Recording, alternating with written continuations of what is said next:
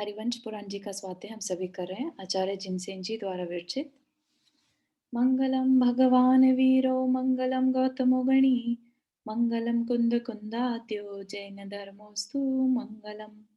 नमो अरिहंताणम नमो सेताणम नमो आयर्याणम नमो उवज्जायाणम नमो लोये सवसाहुणम। पंच परमेष्ठी भगवान की जय। अगले 45 मिनट के लिए सभी प्रकार के पापों का त्याग करके सभी नववर्ण मुखर मंत्र पढ़ लें।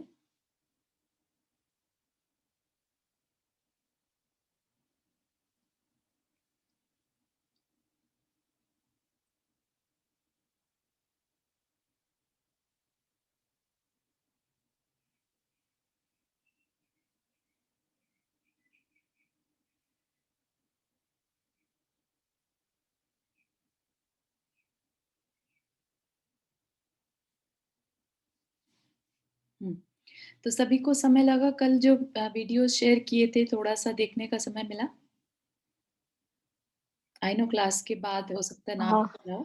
हाँ मैंने देखा। जज ने देखी, तीनों देखी, बहुत ही सुंदर है। हाँ। किसने देखा है? कौन सी वाट्सएप वेबसाइट में? कल भेजा था लिंक मैंने एक्चुअली। आपने ज्वाइन किया हुआ है ग्रुप ना? हाँ किया है। अभी हाँ। तो मैं चालू हूँ ना, अभी आपके साथ तो बात कर रही हूँ। नहीं नहीं नहीं, ये तो जूम है राइट नाउ। एक हमने व्हाट्सएप ग्रुप बनाया हुआ है, राइट? कौन सा है, क्या नाम है उसका? वीकडे स्वाध्याय करके है। कल मैंने एक्चुअली डीजे संघ पे ग्रुप में भेजा भी था कि किसी को ज्वाइन करना है तो कर लें। तो अच्छा, मैं देख लूंगी। या तो कल शेयर किया था एक्चुअली। अगर आप ज्वाइन करें तो I will send it again. ठीक। तो हमने उसमें बड़े अच्छे से तरीके से उसमें एक्सप्लेन किया हुआ है जम्बू वृक्ष को, नदियों को और वो सब, है ना? तो एक बहुत ही सुंदर विजुअल, है, बहुत ही सुंदर। हाँ विजुअल देख लेते हैं तो अपने को एकदम क्लियर हो जाता है। माना हमें ये सब हाइट वगैरह सब, एक दो चीजें उसमें से समझ नहीं आई तो पूछूं क्या जरा? हाँ इसी से रिलेटेड है जो कल का विषय था। हाँ, कल जो तुमने वो वीडियो हाँ जी, भेजी हाँ है, जी। जी, उनमें से एक दो चीजें, ज्यादा नहीं, जैसे हाँ जी। समान। एक तो तुमने बताया था ना कि वहाँ ये मध्यलोक में व्यंतर देव है मेन, हाँ हाँ। तो इसमें समानिक देव कौन से हो? देवों के अलग अलग नाम है क्या ये? ये देवों की जातियां होती हैं जो, हाँ हाँ राइट? इफ यू रिमेम्बर हमने देखा था उनके सामानिक, पारिषद, ये अलग अलग जाति के देव रहते हैं ना। हाँ हाँ। जैसे उच्च जाति के देव, निम्न जाति के देव कहते हैं ना। तो ओके। वैसी उनकी व्यवस्था जिसे कल्प व्यवस्था भी कहते हैं, राइट? अच्छा। तो ठीक है। वैसा वाली अवस्था है, तो उसमें के देव जो हैं वो वहां पर रहते हैं। ओके। हम्म। और एक ये गोपुरोन क्या, वो गोपुरोन, अब ये गोपुर, तो मैं भूल गई कि कौन गोपुर से वाले में द्वार, पढ़ा था। हाँ गोपुर द्वार रहते हैं ना, एंट्रेंस वाले, अच्छा। जो उनको गोपुर द्वार कहते हैं। जहां से ओ, एंटर करता है या एग्जिट करते हैं वो गोपुर द्वार। Okay okay. हम्म। बस। और उसकी शेप तोरण जैसी रहती है तो इसलिए तोरण द्वार भी कहते हैं। अच्छा, तो ये अभी भी होते होंगे क्या ये मध्यलोक हाँ, में ये कहीं? सारी व्यवस्था शाश्वत है, कभी चेंज नहीं होती है। अपने को अच्छा। चेंज देखने की आदत पड़ गई क्योंकि हम भारत क्षेत्र में है इस समय, है ना, जहाँ हाँ, समय का परिवर्तन होता है। अदरवाइज विदेश क्षेत्र में कभी समय का परिवर्तन नहीं रहता, वहां पे सेम है सब कुछ, है तो ना? ये सब विदेश क्षेत्र में है? नहीं नहीं नहीं, और भी जहां पर भी, जैसे सिवाय भारत क्षेत्र के आर्यखंड और एरावत क्षेत्र आर्यखंड, के अच्छा। आर्यखंड में समय बदलता है, तो बाकी यहाँ जा नहीं सकता है बदलता। कोई? यहाँ जा सकता है कोई तो, हाँ रिद्धिधारी अगर कोई होंगे तो जा सकते हैं। अच्छा। जी, और विद्याधर जा सकते हैं। ठीक है, ठीक है। Okay, thank you. चलिए। बस यही दो तीन चीजें थी। जी जी जी, चलिए। Thank you. बढ़िया। तो अब हम देख रहे हैं, पहले हमने यहाँ पर क्या देखा था, उसकी पीठिका जिस पर कि वो जम्बू वृक्ष बना हुआ है। ठीक है, अब जम्बू वृक्ष के बारे में बता रहे हैं कि उसकी लंबाई चौड़ाई कितनी है। इस पूर्वोक्त पीठिका के ऊपर, है ना, जो पहले बात करी थी 500 योजन की, 500 धनुष की, 500 धनुष चौड़ी पीठिका के ऊपर जम्बू वृक्ष सुशोभित है। वह जम्बू वृक्ष मूल में 1 कोस चौड़ा, उसका स्कंद 2 योजन ऊंचा, मतलब ऊंचाई जो है 2 योजन, उसकी गहराई 2 कोस, उसकी शाखाएं 8 योजन तक फैली हुई हैं। तो चारों दिशाओं में उसकी शाखाएं फैली हुई हैं। I think I have one picture,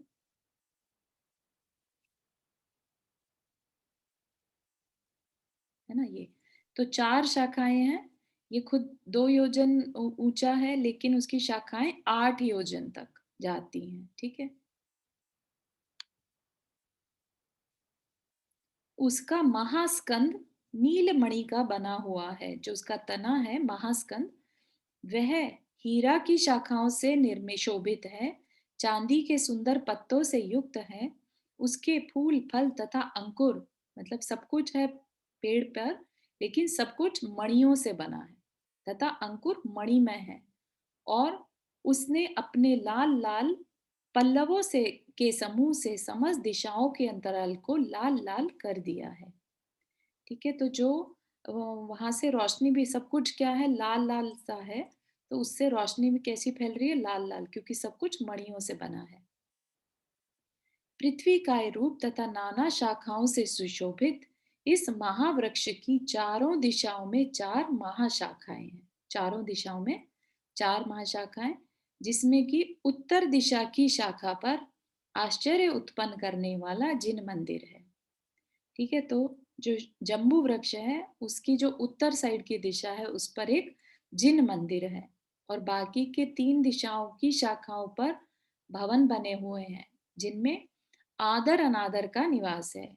ये कौन है, व्यंतर जाति के देव, ठीक है। अगर शायद हमने ये पढ़ा था ना, व्यंतर जाति के देवों की फर्दर कैटेगरी जब देखी थी, है ना, तो उसमें आदर अनादर नाम आए थे। तो ये वो इसमें भी बताया, जो तुमने भेजा था ना वीडियो, उसमें भी बताया था ये।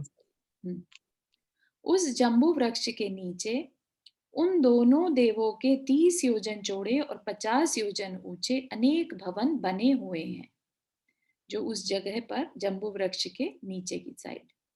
वेदिकाओं के 7 अंतरालों में एक एक प्रधान वृक्ष से सहित जो अनेक वृक्ष हैं, वे ही इस जम्बू वृक्ष के परिवार वृक्ष कहलाते हैं। तो यहाँ पर जो इतने ये जो छोटे दिख रहे हैं, लेकिन ये कितने हैं, जम्बू वृक्ष जो मेन वृक्ष है उसका आधा, ठीक है, आधी ऊंचाई है उनकी। तो इतने छोटे नहीं है कंपैरिजन करें तो, लेकिन ऐसे चित्र में बनाने में ऐसा आ गया, ठीक है। तो ये जो है बाकी के सब मिला दे तो वो बता रहे हैं कि वो उसके परिवार वृक्ष कहलाते हैं। प्रथम वृक्ष के परिवार वृक्ष 4 हैं, दूसरे के 108, तीसरे के 4000, चौथे के 16,000, पांचवें के 32, छठे के 40 और सातवें के 48,000। ये जितनी जितनी वेदियां बनी हुई है ना, तो उन वेदियों की बात कर रहे हैं। उनमें से 7 वेदी पर जो है वृक्ष हैं। 7 प्रधान वृक्षों को, सब में डबल डबल होते क्या? डबल तो नहीं है ये, पहले 4, फिर 108, फिर 4000, है ना, फिर 16, फिर 32, फिर 40 और 48। Thank you. इस तरह टोटल मिला देने पर 1,40,119 संख्या बनती है, ठीक है। तो इतने सारे वहां पर जम्बू वृक्ष हैं, मेन एक है और उसके चारों ओर 1,40,000 और वृक्ष भी हैं। हाँ नंदा जी, आपने हाथ रेज किया। हाँ, जब ये तीर्थंकर का जन्म होता है और ये रत्न और मणियों की बारिश जो होती है, तो यहीं से लेते हैं ये लोग इतने सारे रत्न और मणियां? नहीं, यहाँ से नहीं लेते हैं, उसकी व्यवस्था कुबेर के पास स्वर्ग में रहती है। अच्छा, उसके पास और भंडार है? हाँ, बहुत सारा भंडार है, ये तो कभी खत्म होगा ही नहीं, ये तो जैसा है वैसा का वैसा ही रहेगा। ऐसा नहीं कि यहाँ पर रत्न उग रहे हैं और कोई ले जाए यहाँ से, ऐसा नहीं, अच्छा, है ना, ये तो बस शाश्वत है, बस ऐसा ही रहेगा।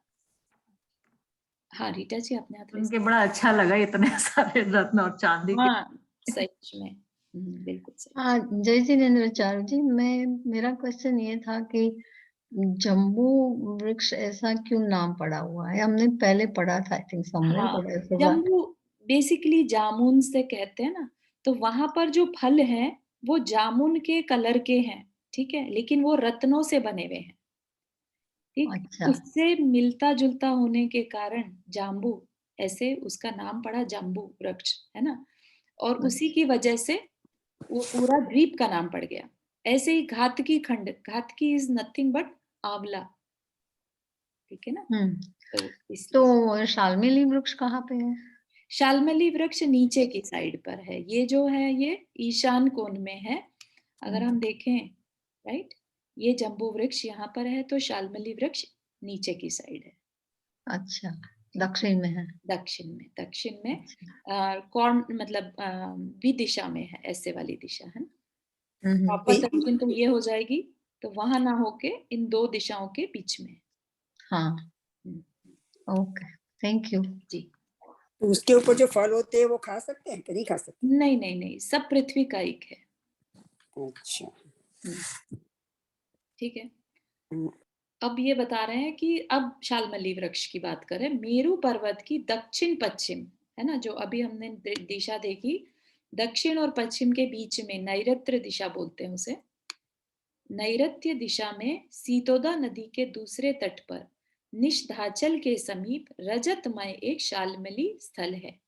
तो जो जम्बू द्वीप की जो वेदिका थी वो स्वर्णमय थी, ये रजतमय है। रजत मतलब चांदी। जम्बू स्थल की समानता रखने वाली इस शाल्मली स्थल में शाल्मली वृक्ष है। उसका सब वर्णन जम्बू वृक्ष के वर्णन के समान जानना चाहिए। शाल्मली वृक्ष की दक्षिण शाखा पर अविनाशी जिन मंदिर है ना। डिफरेंस क्या आ गया जब हमने यहाँ देखा था, तो इसके उत्तर की दिशा में, उत्तर दिशा की शाखा पर जिन मंदिर है, यहाँ पर दक्षिण की दिशा पर जिन मंदिर है। और शेष शाखाओं पर जो भवन बने हुए हैं उनमें वेणु और वेणुधारी देव निवास करते हैं। ये भी एक टाइप है व्यंतर जाति के देवों की। जिस प्रकार उत्तर में, उत्तर कुरु में आदर और अनादर देव इष्ट माने गए हैं, उसी प्रकार देव कुरु में वेणुधारी देव इष्ट माने गए हैं। तो उत्तर कुरु और देव कुरु क्या है? बेसिकली भोग भूमियां है ना। तो भोग भूमि में जो देव हैं उनको इष्ट मान लिया कि ये ही रक्षा करेंगे, जैसा भी होता है, राइट, इष्ट देव मान लिया उन्हें। नील पर्वत की दक्षिण दिशा में, नील पर्वत की, है ना, नील पर्वत की दक्षिण में, राइट, दक्षिण दिशा में सीता नदी के पूर्व तट पर 1000 योजन विस्तार वाले चित्र और विचित्र नाम के 2 कूट हैं। तो इनकी बात करें, 2 कूट हैं। इसी प्रकार निषद पर्वत की उत्तर दिशा में सीतोदा नदी के दोनों तट पर यम और यमक है, एक्चुअली ये यमक कूट और मेघ नाम के 2 कूट हैं। तो 2 यहां पर हो गए और 2 यहां पर हो गए। ये कूट नाभि पर्वतों के समान विस्तार वाले हैं तथा इन कूटों पर कूटों के ही समान नाम वाले देव अपनी इच्छा अनुसार क्रीड़ा करते हैं।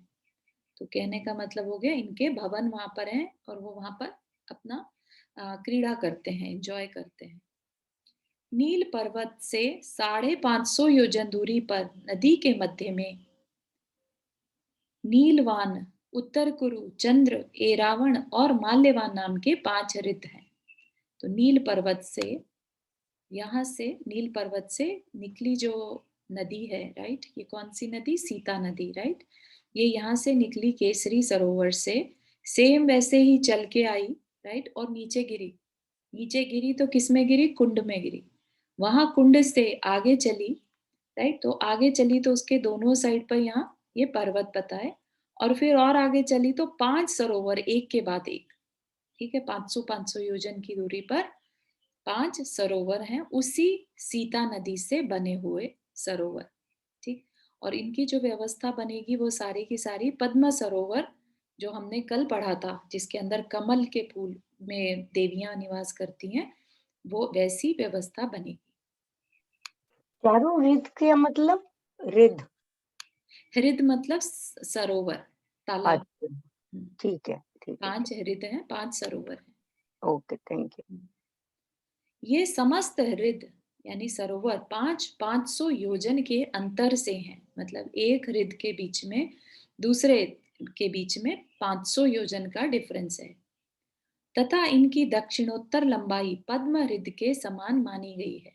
ठीक है, तो इनकी लंबाई चौड़ाई जो है पद्म हृद जो हमने पढ़ा था उसके समान है। इसी प्रकार सेम वैसे ही निषद पर्वत से उत्तर की ओर नदी के बीच निषद, देवगुरु, सूर्य, सुलस और तड़ित प्रभ नाम के 5 महाहृद हैं। इन सब के तट रत्नों से चित्र विचित्र हैं तथा सबके मूल भाग वज्रमय हैं। मतलब कि जो फाउंडेशन है वो वज्रमय है और जो कॉर्नर्स बने हुए हैं, सब में वेदिका बनी हुई है, कॉर्नर्स बने हुए हैं, वो कॉर्नर्स किससे बने हैं? रत्नों से बने हुए हैं। इन महाहृदों में कमलों पर जो भवन बने हैं उनमें नाग कुमार देव निवास करते हैं। तो ऐसा नहीं कि खाली व्यंतर जाति के देव कर रहे हैं, नाग कुमार देव भी जो कि भवनवासी होते हैं। तो हमने पढ़ा था ना, भवनवासी मध्यलोक में भी रहते हैं, है ना, कुछ हैं, ज्यादातर जो रहते हैं वो व्यंतर जाति के ही देव रहते हैं। तो लेकिन यहाँ पर बताया है कि नाग कुमार देव जो है वो निवास करते हैं। प्रत्येक महाहृद में एक एक प्रधान कमल है, जैसा हमने कल पढ़ा था, है ना। एक प्रधान कमल है जो जल से 2 कोस ऊंचा है, 1 योजन विस्तृत है और 1 कोस विस्तृत कर्णिका से युक्त है। प्रत्येक प्रधान कमल के साथ परिवार रूप में 1,40,117 कमल और भी हैं। तो जो कल देखा था हमने 500 योजन और 1000 योजन चौड़े उस सरोवर में सेंटर में एक कमल मेन हो गया, उसके चारों तरफ बहुत सारे कमल और भी थे। तो कितने हैं? 1,40,117 कमल एक सरोवर में है। तो ऐसे 5-5 करके चारों दिशाओं में 20 सरोवर हैं। हाँ नंदा जी, आपने हाथ रेस किया। चीज पूछनी थी कि क्योंकि जब विजुलाइज करते हैं तो 1 योजन और 1 महायोजन, हाँ, तो महायोजन तो 4000 मील वाला होता है। ये जो 1 योजन जो फ्लावर का विस्तार बताया है, तो ये कितना बड़ा वाला बताया है? ये भी एक्चुअली महायोजन के हिसाब से ही है, क्योंकि महायोजन पढ़ने में नहीं आया है ना कहीं पर।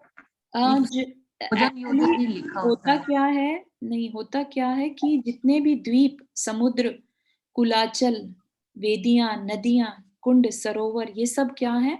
ये सब उस महायोजन से कैलकुलेट होते हैं। तो जहां पर भी उनकी लंबाई चौड़ाई वगैरह दे रखी है, सब महायोजन से है।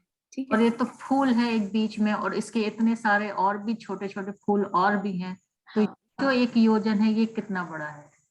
हाँ, ये भी 4000 माइल वाला है या ये दूसरा है, छोटा वाला है? छोटा वाला इसको और कंफर्म कर सकते हैं। जहां तक मुझे आइडिया था ये बड़े वाला योजन है।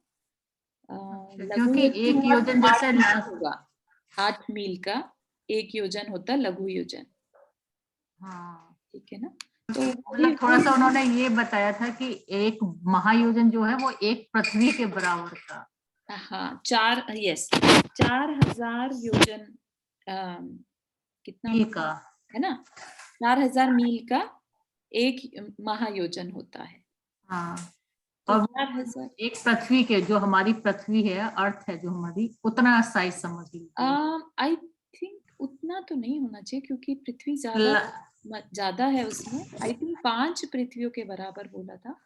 वो तो और भी बड़ा हो गया। 20,000 मील तो का। फिर 45 लाख योजन नहीं कहते कि जो ऊपर देव वो हाँ, जो आई बने थिंक वो हैं किसी और शिला। कॉन्टेक्स्ट में यूज किया था। लेकिन 1 योजन, महायोजन 4000 मील, ठीक है ना। तो 4000 मील बराबर 1 पृथ्वी तो नहीं लगता। 1 पृथ्वी अगर 20,000 माइल कहे तो एक बार को माना जा सकता है कि पूरा हाँ, चारों 2 पृथ्वी हैं उसके अंदर, एक नहीं। एक नहीं ना। हाँ, 10,000 एक पृथ्वी में 2 माह है। 8,000 मील का पृथ्वी का डायमीटर है। हाँ, 8,000 मील का 7,996 ऐसी कुछ है पृथ्वी का डायमीटर। मीटर ना। हाँ, तो तो 2 योजन नहीं होते, 2 आएगा। माह। तो पृथ्वी जो है वो 2 योजन है, 2 महायोजन। 2 महायोजन। तो ये जो फूल है ये अनिल जी, एक उसका चीज और आधा। क्लियर कर दीजिए, ये कमल का फूल का प्रमाण जो दे रखा है 1 योजन, वो लघु योजन है कि महायोजन? वो मेरे हिसाब से तो महायोजन होना चाहिए। मुझे ऐसी जानकारी है कि सब जो मेजरमेंट कर रहे हैं हम, वो सारी महायोजन के हिसाब से है। हाँ, सारे महायोजन है। कमल का फूल, इवन दो उस दिन हम जो अयोध्या नगरी की बात कर रहे थे, उन सबका मेरे ख्याल में नहीं, नगरी अलग आ जाती है। नगरी जो है वो लघु योजन से रहती है। चलिए, मतलब यहाँ तो महायोजन ही लीजिए, क्योंकि यहाँ पर सारे महायोजन का बात करते हैं। हाँ ठीक है, anyhow we can double क्योंकि चेक। नगरी का भी अगर आप देखेंगे ना, हाँ। तो जब उन नगरों में 500 धनुष के लोग रहते थे, राइट, है ना, तो अगर Right. धनुष के हिसाब से लोगों को रखना शुरू करेंगे ना, तो लघु योजन में नगरी भी नहीं होनी चाहिए। हाँ। मेरे हिसाब से ऐसा मेरा मानना ये है। भी सही बात है एक्चुअली कि 500 धनुष इज इक्वल टू 1/4 कोस, राइट। हाँ हाँ, तो या काफी तो ज्यादा वो, ऑलरेडी उनकी हाँ, तो साइज। जब उनकी लेंथ इतनी होगी तो उनकी विड्थ भी ज्यादा होगी ना लोगों की, हाँ, है ना, क्योंकि ठीक है। जो जो जो टोटल लेंथ और विड्थ का प्रोपोर्शन होता है वो बराबर होता है ना। हाँ, तो लेकिन जो व्यंतर जाति के देवों की हाइट हमने देखी थी वो 10 धनुष शायद ऐसा था, राइट। तो उस हिसाब से वो छोटे हो गए। तो अगर हम उस हाइट को देख के चले तो लघु योजन भी चल जाएगा। एक बार और कंफर्म कर लेंगे। मनुष्य रहते थे ना वहाँ पर अयोध्या नगरी में, तो ना। नहीं, ये जो कमल की बात कर रहे हैं, कमल में देवियां रहती हैं, राइट। उनके वो भवन है वहाँ। हाँ, कमल में देवियां रहती हैं। हाँ। बट आई थिंक कमल का भी पता नहीं, मैं तो ऐसा सोचता हूँ, अगर अपन कमल की बात करेंगे, क्योंकि यहाँ पर सारे के सारे मेरे हिसाब से महायोजन होने चाहिए। हाँ। बट ये चीज वेरीफाई करने वाली चीज है मेरे हिसाब से। हाँ, क्योंकि सिर्फ एक कमल नहीं है ना, 1,40,117 तो कमल लघु और योजन की बात करेंगे, क्योंकि जो रहने के स्थान है, नगरियां हैं, वो सब लघु योजन से, और जो ये क्षेत्र में जो चीजें आती हैं, कुलाचल है, समुद्र द्वीप, वेदियां, नदियां, ये सब जो है हाँ, ये मेक सेंस, महायोजन दिस से। Make sense. हाँ ठीक है, ठीक। ठीक है, हाँ। और वो पृथ्वी क्या जो भी कह रहे हैं कि प्राची ने भी बताया 2 पृथ्वी और 1 पृथ्वी 2 योजन, ये क्या मतलब? हाँ, संजय जी आप इसको और थोड़ा सा क्लियर करेंगे। देखिए, जो पृथ्वी का जो डायमीटर होता है, अगर डायमीटर अपन समझते हैं, तो वो डायमीटर 7,900 कुछ मील का होता है ना। तो अपन को एक समझने की दृष्टि से कि एक पृथ्वी कितनी का डायमीटर कितना है, तो उसको कह देंगे अप्रोक्सीमेटली 2 महायोजन के बराबर है, ऐसा समझ सकते हैं, है ना। अपने को महायोजन को अगर समझना है कि एक महायोजन कितना बड़ा होता है ना, तो कह सकते हैं 2 महायोजन अप्रोक्सीमेटली मेक्स 1 पृथ्वी का जो डायमीटर है, ऐसा समझ सकते हैं। नहीं तो पृथ्वी ये जो इसके ऊपर हम रह रहे हैं वो पृथ्वी या कहीं और की? नहीं, यही वाली जो अपनी अर्थ है, जो ये अपनी अपनी अर्थ है ना, नॉलेज में जो आ रही है, जो अपनी साइंस वाली जो अर्थ है उसकी बात कर रहे हैं। ओके, ठीक है। तो उसका आइडिया लेने के लिए बताया है तो कि 2 दो पृथ्वी, महायोजन होगी सिर्फ। हाँ 8,000 मील की हो गई ना टोटल। एक उसका डायमीटर। ठीक है, तो इतना बड़ा है ये सब व्यवस्था, ये देखने वाली चीज है, क्योंकि जब हम कल गंगा नदी का देख रहे थे, निकलने का स्थान से 6 योजन, तो 6 योजन महायोजन में लगाते हैं अगर हम, तो कितना बैठेगा? 4,000 मील का एक योजन, राइट। तो 24,000 मील 24,000 मील की मील। इसकी चौड़ाई है, सोचिए आप। तो इसलिए इसमें बिल्कुल भी आश्चर्य की बात नहीं है कि ये सारी कैलकुलेशंस अपनी सोच से बाहर हैं आज के टाइम में। नहीं, और इसलिए भी मैं देखो इसकी तुष्टि कर सकती हैं, क्योंकि साइंटिस्ट ने, अगर आप पृथ्वी का साइज और बृहस्पति का साइज देखो, तो बृहस्पति के सामने पृथ्वी इतनी छोटी सी होती है, अगर जो साइंस ने निकाला है, तो इसका मतलब स्पेस में कितना बड़ा डायमीटर्स की बात की जाती है ना। बिल्कुल सही। चलिए, एक मिनट में कहीं हृद महावृत कैसे हुआ, ये एक बार बताएंगे फिर से? थोड़ा कंफ्यूज लग रहा है मेरे को। हृद पपन क्या वो जो बंदे हुए उनके? नहीं, हृद मतलब सरोवर, ठीक है, जो कूद साइड में जो बने नदी की साइड में, वो? हाँ, ये जो आपको दिखाई दे रहा है, हाँ ये, हाँ ये नदी निकली, राइट। हाँ, यहाँ से नीचे गिरेगी क्योंकि ये कॉर्नर आ गया पहाड़ का, राइट। पहाड़ से गिरेगी तो एज अ फॉल की तरह से, है ना, फॉल की तरह से नीचे गिरी तो कुंड में, ये गोल सर्कल में ये कुंड है। वहां से आगे चली तो 5 सरोवरों का शेप ले रही है नदी। अच्छा, सारा पानी जो है पहले सरोवर में भरा, फिर वहां से चली दूसरे सरोवर में, ये आपने पिक्चर में देखा होगा जो हाँ देखा किया था, है ना। तो हाँ। वैसा ही है। तो ये हृद की बात कर रहे हैं। तो हृद इसको ही बोलते महाहृद है। हैं। 5 हृद इन सरो हृद मतलब जहाँ सरोवर। अच्छा, और महाहृद क्या हुआ फिर? महाहृद मतलब इसी को ही कहा है। महाहृद इसको भी कह सकते हैं। ओके, अम, नाम के 5 महाहृद है। 5 इन्हीं को ही कहा है। 1 2 3 4 5। ठीक है। ओके, हाँ। Thank you.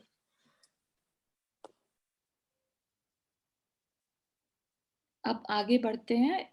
कमल के बता दिया 1,40,117 कमल एक सरोवर में है। और ऐसे कितने सरोवर हैं? 20 सरोवर हैं। ठीक है। तो सब में इतने इतने कमल वहां पर बने हैं और सबके ऊपर एक एक भवन है।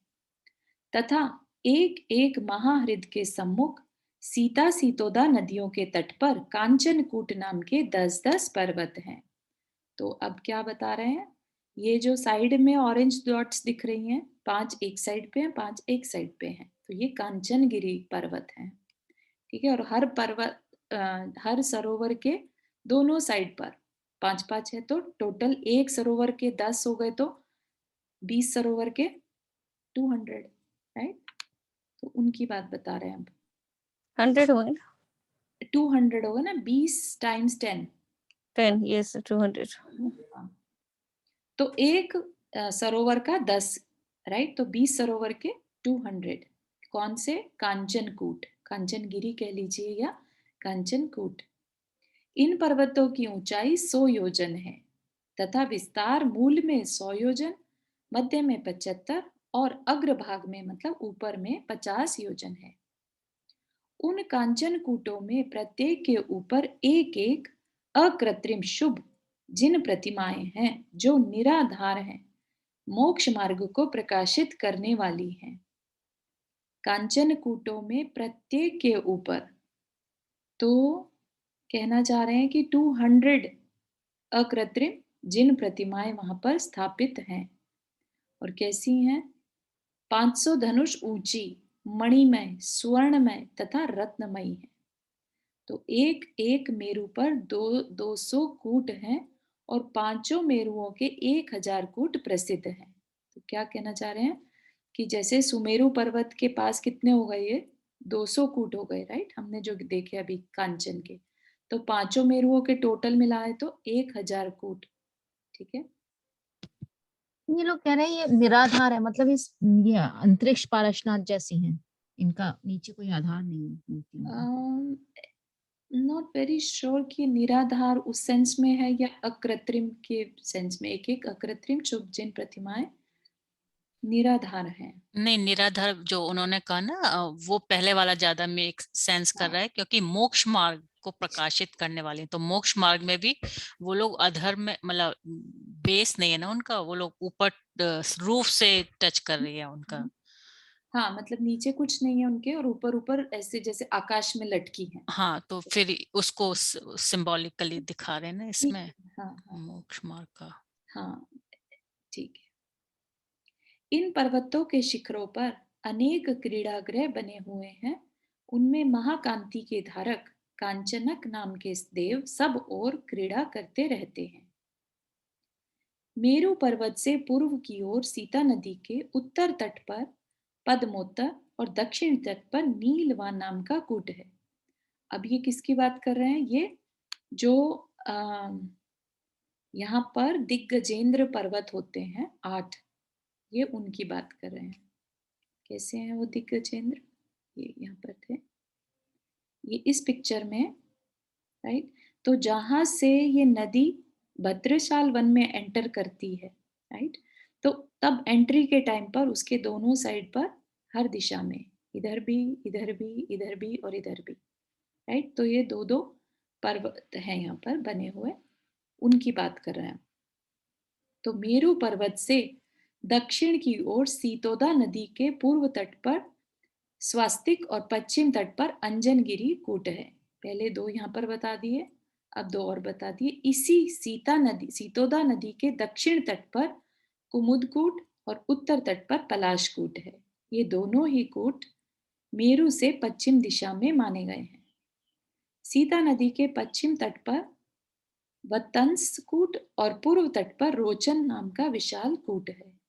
ये दोनों कूट मेरू पर्वत से उत्तर की ओर है। ये समस्त कूट भद्रशाल वन में सुशोभित हैं। तो इनका जो लोकेशन है वो, क्योंकि एंटर करने के बाद हो गया ना, तो इसलिए भद्रशाल वन में, ये जो ग्रीन एरिया है ये भद्रशाल वन है। नीचे का सुमेरु पर्वत के नीचे का जो बेस में जो वन होता है उसको भद्रशाल वन कहते हैं। कांचन कूटों के समान है, जो इनकी ऊंचाई है वो कांचन कूट के समान है, यानी 100 योजन, तथा इनमें दिग्गजेंद्र नाम के देव निवास करते हैं।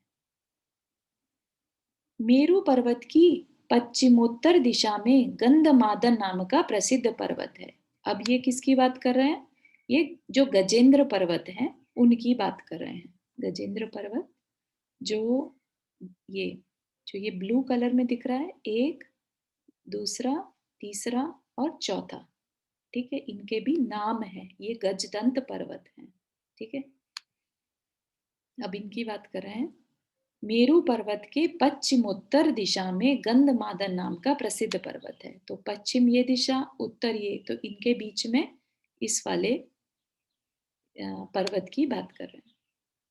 गंधमादन यह पर्वत सब ओर से सुवर्णमय है। मेरू की पूर्वोत्तर दिशा में माल्यवान नाम का प्रसिद्ध पर्वत है। यह पर्वत वैडूर्य मणिमय तथा स्वयं दीप्यमान होता हुआ अतिशय प्रिय मालूम होता है। तो जितना भी है सब कुछ धातु से बना है, स्वर्ण, रजत या फिर मणियों से। मेरू की पूर्व दक्षिण दिशा में रजतमय सोमनस पर्वत और दक्षिण पश्चिम कोण में सुवर्णमय विद्युत प्रभ नाम का पर्वत है। ये चारों पर्वत नील और निषद पर्वत के समीप 400 योजन तथा मेरू पर्वत के समीप 500 योजन ऊंचे कहे गए हैं। मतलब कि जब यहाँ से चल रहे हैं ऐसे तो ये 400 योजन, और मेरू की तरफ जाते जाते में इनकी ऊंचाई बढ़ गई तो 500 योजन के हो गए। इनकी गहराई अपनी ऊंचाई के चतुर्थ भाग है। गहराई मतलब फाउंडेशन में, अंदर में कितने हैं। तथा देवकुरु उत्तर कुरु के समीप इनकी चौड़ाई 500 योजन है। चौड़ाई भी और ऊंचाई भी बता दी, ऊंचाई भी 500 योजन और चौड़ाई भी 500 योजन। इन चारों की लंबाई 30,209 योजन तथा 6 कला प्रमाण कही गई है ना। 30,209 6/19 योजन, तो चारों की इक्वल है जो लंबाई है।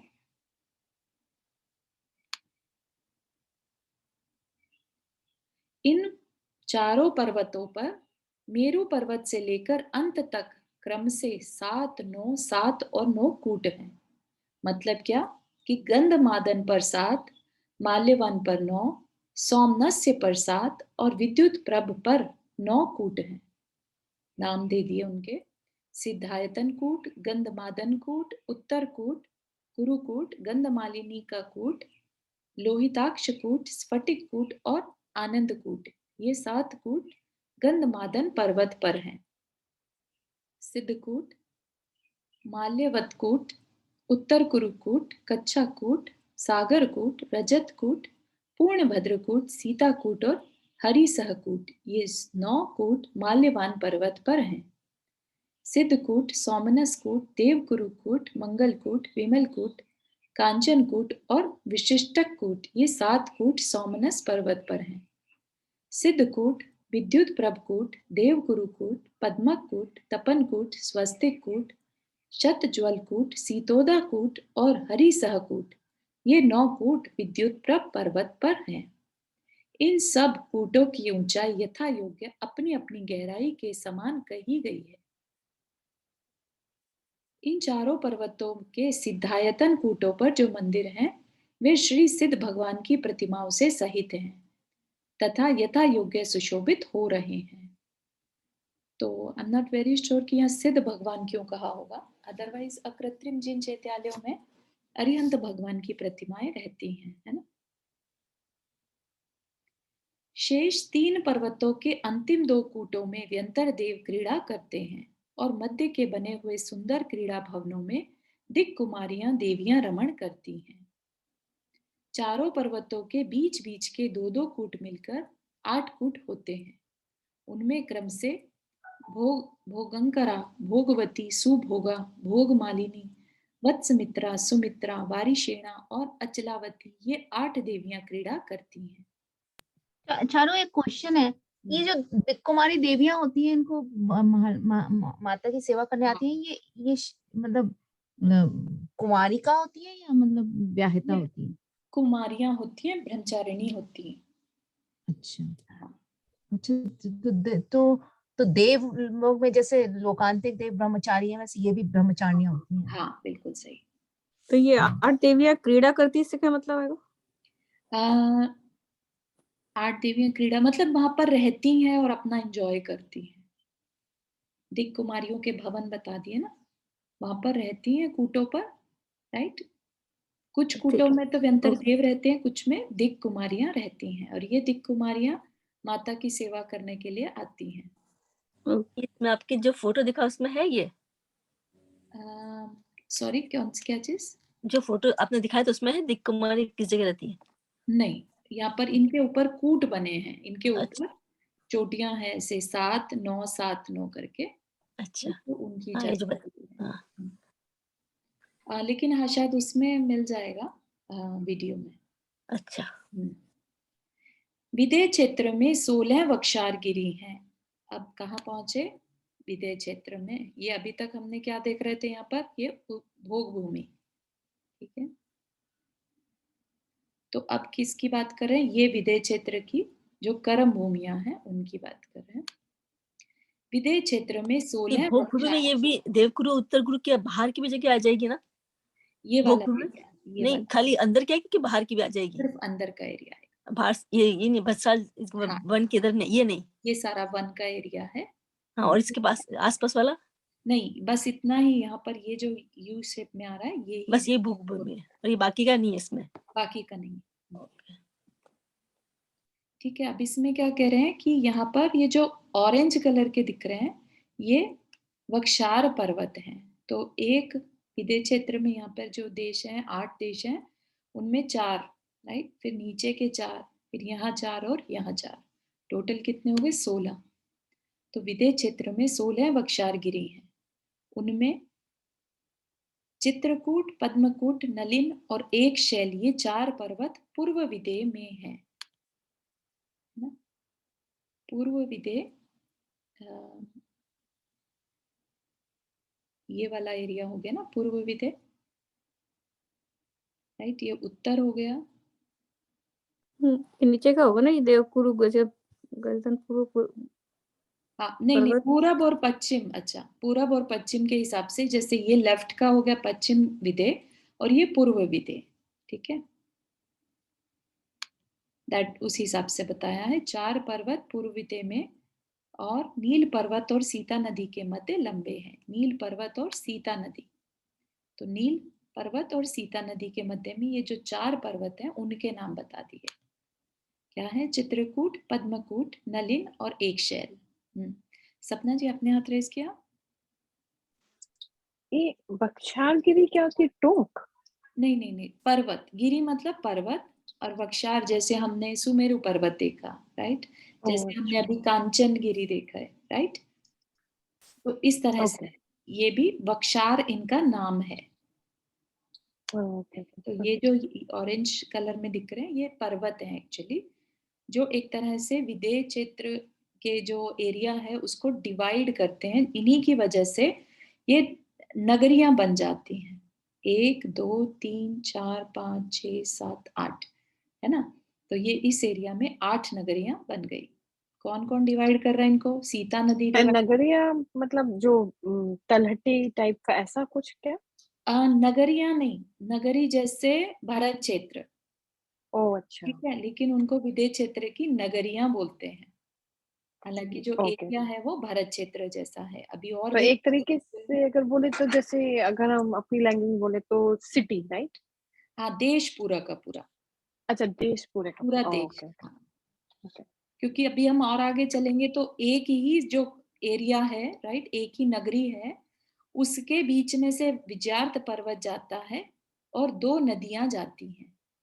तो अभी जो दिख रहा है उसको भी और जूम आउट करना रहेगा। तो ये जो एरिया दिख रहा है इसके बीच में आधा करता हुआ विजयार्थ पर्वत, राइट, और 2 नदियां और बहती हैं, तो 6 खंड हो जाएंगे। हर नगरी के 6 खंड हो जाएंगे। अभी आगे चल के देखेंगे हम। हाँ, भूमिका आपने अथराइज किया। हाँ चारू जय जिने। तो चारू, ये जो हम सब करुणा नियोग पढ़ रहे हैं वो बेसिकली ऐसा लोग से पहुंचाते हमें अयोध्या नगरी का बताएंगे कि हम अब यहाँ अयोध्या पहुंच गए, ऐसा? इसलिए ये सारा लोग का चर्चा कर रहे हैं हम लोग। इट कुड बी पॉसिबल, लेकिन अभी तक जो समझ में आ रहा है वो जस्ट जानकारी दे रहे हैं, और उससे क्या होगा कि पुराण समझने में आसानी हो जाएगी। आगे चल के जब वो ये कहेंगे कि फलाने विदेह देश में जन्म लिया, या इस द्वीप में, या इस, है ना, विद्यार्थ पर्वत पे, तो हमें बहुत इजीली समझ में आएगा। ओके, है ना, तो बैकग्राउंड बना रहे बेसिकली। हाँ, क्योंकि जो आगे कहानी चलेगी, राइट, उसमें बहुत प्रीवियस बर्थ भी आएंगी stories, right. Doesn't have to be कि वो भारत क्षेत्र के बारे में ही होगा, राइट, वो कहीं पर भी जन्म ले सकते हैं। तो सब एकदम क्लियर अपने को समझ में आएगा। तो वो कि वो विदेह क्षेत्र के, जम्बू द्वीप के विदेह क्षेत्र की बात कर रहे थे कि घातकी खंड के विदेह क्षेत्र की बात कर रहे थे। ठीक है, make sense, yes, thank you Charu. Charu, एक चीज, ये भद्रसाल वन वगैरह तो पंचमेरु में भी आता है, वही चीज है या क्या अलग है ये विदेश? हर सुमेरु पर्वत के 4 वन रहते हैं ना, तो हाँ। भद्रसाल वन नीचे सबसे बेस में रहता है। अच्छा, ठीक है। उसके ऊपर नंदन वन, फिर सोमनस वन, और फिर पांडुप वन। पांडुप वन, ठीक है, थैंक यू। ठीक, तो ये 4 नगरियों, 4 वृक्षारगिरी के नाम बता दिए इस एरिया के, है ना। इस एरिया में जो ये 4 नाम आए ये बता दिए। तो ये पांडुक शिला में पांडुक वन नहीं हुआ मतलब? नहीं, पांडुक वन होता है, राइट, उसमें वहां पर फिर एक पांडुक शिला बनती है, शिला रहती है। Thank you. चित्र त्रिकूट, वैश्रवण, अंजन और आत्मंजन, ये 4 भी पूर्व विदेह में हैं तथा सीता नदी और निषद कुलाचल का स्पर्श करने वाले हैं। मतलब नीचे के एरिया में सीता और निषद के बीच में, ठीक है ना। अभी क्या बताया था, नील और सीता के बीच में। अब ये 4 कहां पर है, सीता और निषद के बीच में। फिर बता रहे हैं श्रद्धावान, विजयावान, आशीर्विश और सुखावा, ये 4 पश्चिम विदेह क्षेत्र हैं। ये चारों देशों का भेद करने वाले हैं और अपनी प्रसिद्ध लंबाई से सीतोदा नदी तथा निषद पर्वत, तो सीतोदा नदी और निषद पर्वत, तो नीचे के 4 की बात कर रहे हैं।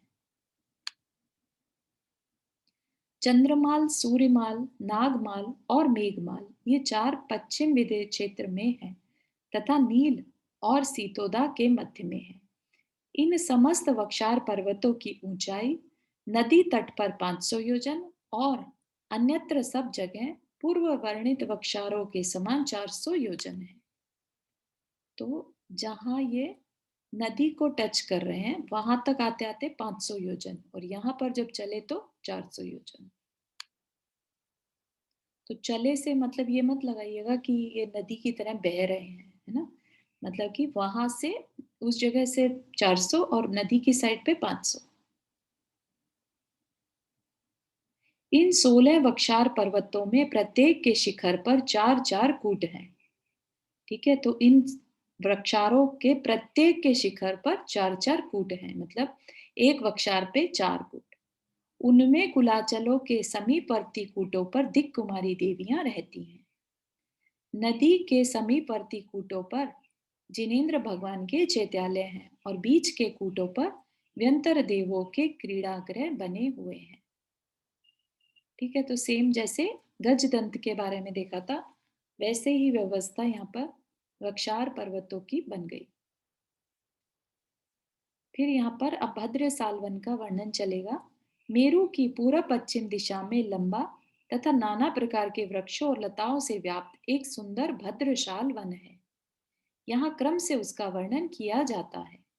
उसकी पूरब पश्चिम भाग की लंबाई 22,000 योजन और दक्षिण उत्तर चौड़ाई 250 योजन है। तो इस कॉर्नर से लेके पूरा इस कॉर्नर तक 22,000 और यहाँ से लेके यहाँ तक 250 योजन।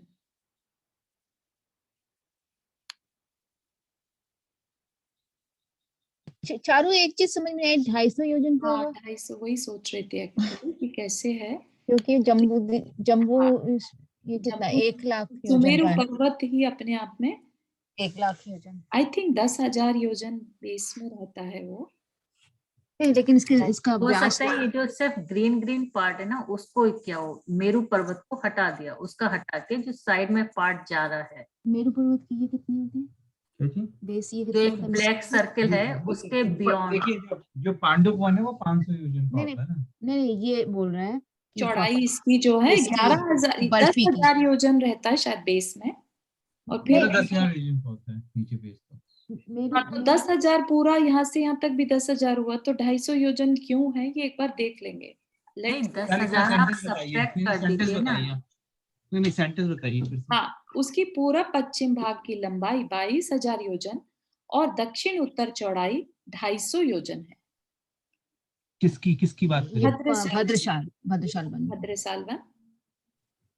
अच्छा, ये जो ना मेरू पर्वत के जो जरा सा ऊपर का जो बर्फी का है ना, हाँ, देखिए जो वो जो एक्स्ट्रा एरिया है ये। हाँ ये जो हाँ ये मैं बता देता हूँ। हाँ, सिर्फ इतना एरिया, क्योंकि उसने क्या किया, उन्होंने क्या किया है, सुमेरु पर्वत को वहां से निकाल दिया, उसको नहीं कैलकुलेट कर रहे। हाँ, तो ये जो थोड़ी सी 125 बर्फी बची योजन इधर से और इधर से जो बर्फी है हाँ, वो बताइए। तो 125 योजन इधर और 125 योजन इधर, तो हाँ वो ये 250 योजन हो गया इसलिए। ठीक है, थैंक यू हाँ, सो सही मच। बात है। नहीं एक्चुअली मे बी 250 है, क्योंकि वो 22,000 का मेरे को याद है, वहां से ना 22,000 जाइए वापस उस डायग्राम पे। आई थिंक ये यहाँ से ना, यहाँ से लेके यहाँ तक एंड तक, हाँ वो 22,000 के करीब था मेरे को याद है। Okay okay. नहीं तो लेकिन उन्होंने तो पूरा ना बताया पूर्व से लेकर पश्चिम तक सेंटर, तो ये पूरा 22,000 है। पूर्व पश्चिम दिशा मानी। हाँ, तो इसको एक बार और देख लेंगे, एक बार और कंफर्म करते हैं नेक्स्ट क्लास में। ठीक है, इतना ही रखते हैं।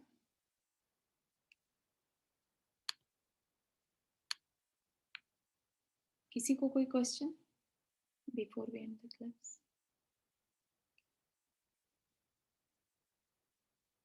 चलिए, जिन्मानी स्तुति। एक क्वेश्चन था। हाँ, बोलिए बोलिए। ये एक हम कहानी जो बचपन पे पढ़ते थे शकुंतला की, कि उसकी माँ उसको जमीन से लेके स्वर्ग में ले गई थी, तो क्या हमारे जैन शास्त्र के हिसाब से पॉसिबल है क्या वो कि मनुष्य को ने कोई देवलोक में जा सके?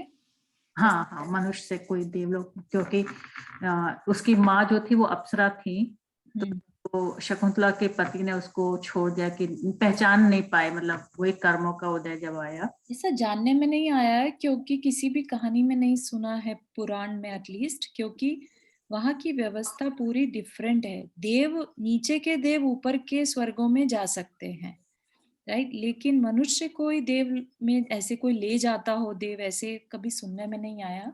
किसी के पास हो कोई एग्जाम्पल तो प्लीज शेयर, मेरी जानकारी में नहीं है।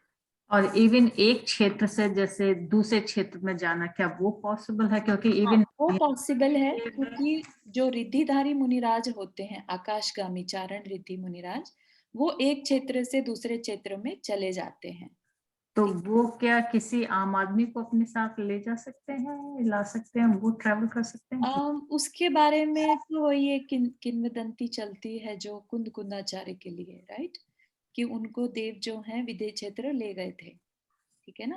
और कुंद कुंदाचार्य तो रिद्धिधारी थे नहीं, क्योंकि वो पंचम काल के थे, ठीक है ना। अच्छा। तो अब वो कितना उसमें कहानी है सिर्फ बनाई हुई या सच है कुछ मालूम नहीं है, लेकिन बस एक वही एग्जाम्पल सुनने में आता है, राइट, कि साधारण मनुष्य या साधारण मुनिराज जा पाए किसी के साथ। अगर चारण रिद्धि मुनिराज हैं वो तो जाते हैं, विद्याधर हैं वो जाते हैं, ठीक है ना। क्योंकि देव तो हर जगह विदेह क्षेत्र में भी हैं और भी भूमि पर। हाँ, हो सकता है हमारे जानने में नहीं आया हो, क्योंकि जो साधारण मनुष्य होते हैं उनको विद्याधर अपने पास ले जाते हैं, ठीक है। तो वो जब अपने पास ले जाते हैं तो वो बाकी जगह भी ले जा सकते होंगे, जैसे कि कृत्रिम चैत्यालय वगैरह में। राइट। जो हमने हरिशेन राजा चक्रवर्ती नहीं, हरिशेन चक्रवर्ती की कहानी पढ़ी थी ना, तो उसमें उनको एक विद्याधरी उठाकर ले गई थी, ठीक है। और फिर हमने राजा जनक के केस में भी देखा तो उनको विद्याधर ले गया था, ठीक है। तो जब वो अपने पास ले जा सकता है तो मैंने वो नहीं, अच्छा ये जो मैं कहानी जिसका बता रही हूँ ये टेक्स्ट बुक पढ़ते थे पहले कि हाँ हाँ, तो वो देवों के बारे में तो कभी नहीं सुना, देवलोक में ले जाए, लेकिन हाँ यहाँ की यहीं पर मध्य लोक में दूसरी जगह ले जाए ये पॉसिबल हो सकता है। अच्छा। एक चीज और ये जैसे आपने बताया जैसे विदेश ये जो वृक्षाल पर्वत 8 भागों में बांट देता है जी। तो आपने पूरे ऊपर से बता दे नील पर्वत से और नीचे से बताया उसमें सीता नदी से, फिर उसके जो नीचे वाला पोर्शन वो यहाँ ये कौन सा यहाँ फिर जो नीचे वाला विदेश क्षेत्र है वो क्या? नहीं तो पूरा ऊपर से नीचे सीता नदी तो बीच में आ गई। बीच में आ गई मतलब सीता नदी तो बीच में, ये मतलब आधा ही पोर्शन डिवाइड हो गया सीता नदी से चली ऐसे घूमी और फिर यहाँ से बह रही है, राइट। हाँ तो यहाँ आधा नहीं इसको कहेंगे, जो विदेश क्षेत्र की कर्म भूमियां हैं वो इस एरिया में है। पूरा ऊपर से नीचे तक एक ही है? नहीं, पूरा डिवाइड कर दिया 32 उत्तर दक्षिण। हाँ उत्तर दक्षिण हुआ तो दक्षिण वाला किसमें जुड़ेगा जाके? आपका शायद क्वेश्चन मुझे बहुत अच्छे से समझ नहीं आ रहा है। हाँ मतलब जो पर्वत आ रहा है जो वृक्षाल पर्वत है जैसे ऊपर से नील कुलाचल से मिल गया, ऐसा नहीं है, नदी बीच में आ गई तो ये खत्म हो गया, एक पर्वत है ये यहाँ तक। हाँ फिर ये दूसरा पर्वत यहाँ पर है। अच्छा ये सेम पर्वत हुआ, मतलब एक ही हुआ? यस यस, अच्छा ये सेम पर्वत है, इसलिए इनकी काउंटिंग भी अलग अलग करी है, 1 2 3 4 5 6 7 8, ठीक है। तो 8 पर्वत हैं ये, क्योंकि नदी बीच में आ गई तो फिर या तो फिर नदी गुफा बनाते, राइट, वो पर्वत के नीचे से निकल जा रही है, राइट। ऐसा नहीं है, ये अलग अलग पर्वत है। अच्छा मतलब पूरे 8 पर्वत हुए कुल मिलकर, मतलब 8 हो गए देश। यस बिल्कुल। तो ये 8 विदेश कैसे गिनती में करें? ये ऐसे गिनेंगे 1 2 3 4 5 6 7 8, ठीक है। तो चारों उसको उधर से गिनते हैं, इधर से सब। यहाँ पर एक अरिहंत भगवान विराजमान है तीर्थंकर जो हाँ नहीं वो ठीक है, लेकिन गिनती करनी है तो ऐसे 8 नगरियां है ना, जो उनका क्वेश्चन है वो पूछ रहे कैसे गिनते हैं। तो ये 8 डिवाइड हो गए, जिसमें कि 4 तो ये अभी पर्वत के बारे में पढ़ा, अभी ये नदियों के बारे में भी पढ़ना है, नदियां भी डिवाइड कर रही हैं, है ना। तो एक डिवीजन इनकी वजह से हो गया पर्वत की वजह से, और एक डिवीजन नदी की वजह से हो जाएगा, ठीक है। तो विल कंटिन्यू दिस, मतलब ऊपर नीचे मिलके एक ही हुआ? हाँ ऊपर और नीचे का मिलके एक हुआ, मतलब उत्तर दक्षिण नहीं होगा? सब अलग अलग हैं, ये एक है, ये दूसरा एरिया है, दूसरी नगरी है, तीसरी नगरी, चौथी, पांचवी, राइट। ऐसे नीचे की 9 10 11 12 ऐसे गिनना, ठीक है। तो ये नदी यहाँ पर आकर तो अपने नीचे वाला नहीं बताया, अपने नीचे का नहीं बताया, जैसे ये इससे टच हो रही है सीता नदी से, और नीचे वाला पोर्शन किससे टच हुआ? हाँ ये यहाँ के कुंड से निकली नदी ऐसे चली और सीता नदी में मिल गई। अब वो वीडियो देखेंगे बहुत क्लियर। ओके चलिए। और आया था एक सेंटेंस कि सीता नदी और निषद कुलाचल के बीच की, तो ये विभंगा नदियों के बारे में जब बता रहे हैं ना कि कुंड बने हुए यहाँ पर, राइट, कुंडों में से निकलती हैं और जाके सीता नदी में मिल जाती हैं। ओके ठीक है। अच्छा, और वो जो एक बार एक कथा ऐसे आती है कि संजयंत मुनिराज को देव ने उठा के मतलब वो 5 नदियों के संगम में फेंक दिया था, तो देवता लोग मतलब, लेकिन वो तो भरत मतलब अपने इसी जम्बू मतलब मनुष्योत्तर पर्वत के अंदर ही अंदर कहीं पे था, लेकिन देवता लोग ऐसे भी ऑब्जर्व भी कर देते हैं। हाँ बिल्कुल सही बात है, राइट। ये एक क्वेश्चन, सीता नदी भी लवण समुद्र में जाके मिलते हैं या ये वन में ही जाती है? नहीं, ये यहाँ से एंड होके और ये वहां पर मिल जाती है। अच्छा, लवण समुद्र, सारी नदियां लवण समुद्र में जा रही है। चलिए जिनवानी स्तुति। जावाणी के ज्ञान से सूझे लोकालोक, सोवाणी मस्तक धरो सदा देतु दो। हे जिनवाणी भारती तो ही जपो दिन रैन, जो तेरा शरणा गए सो पावे सुख चैन। और वर्णन करना।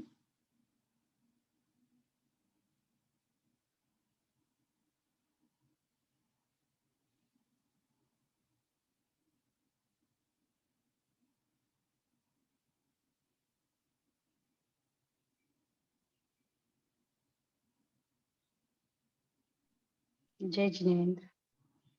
जय जिनेंद्र। कल हम जय जिनेंद्र। जय जिनेंद्र, थैंक यू। जय कल यही जिनेंद्र पढ़ेंगे, सभी को। कल अच्छा वो पढ़ेंगे जैन तत्व जैन तत्व। सम्यक दर्शन का चैप्टर होगा। चलो जय जय।